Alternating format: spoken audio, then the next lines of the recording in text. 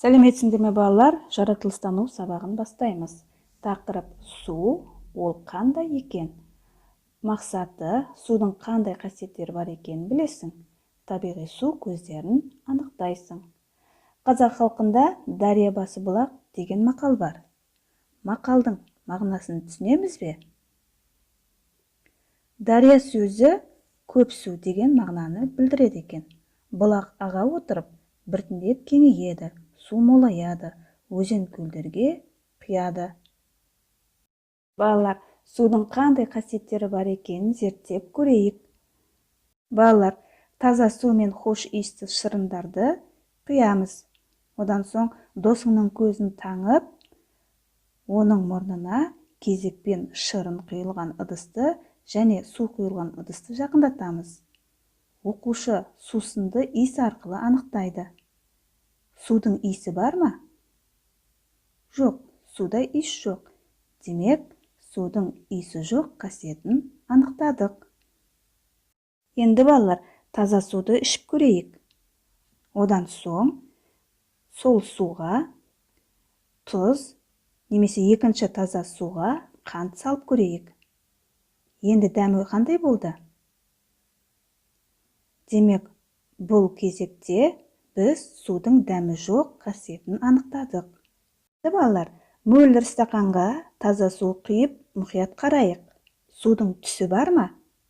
Суға 90 градус бұрышпен шай қасықты салу қажет. Сыну әсері болмау үшін қалай салу керектігін көріп алыңдар. Судан қасық көріне ме? Судан қасық көрінеді. Оны судан алып тастап, ыдыстағы су арқылы маңайдағы заттарға қарайық. Маңайда не бар екені көріне ме? Көрінеді. Демек, су түссіз. Біз түссіз қасиетін анықтадық. Енді балалар, су құйылған ыдыстарға назар аударайық. Су қандай болды? Енді оның пішіні қалай өзгерді? Қай ыдыстағы судың деңгейі ең жоғары? Немесе қай ыдыстың көлемі ең үлкен? Балалар, судың пішіні бола ма? Жоқ, судың пішіні болмайды. Демек, төртінші қасиетіміз судың пішіні болмайтынын білдік.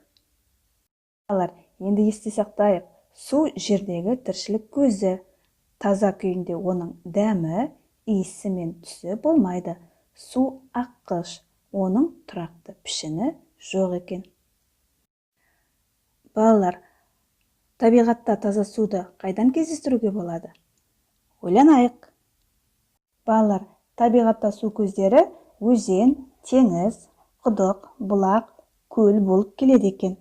Енді табиғи су көздерінен су ішуге бола ма?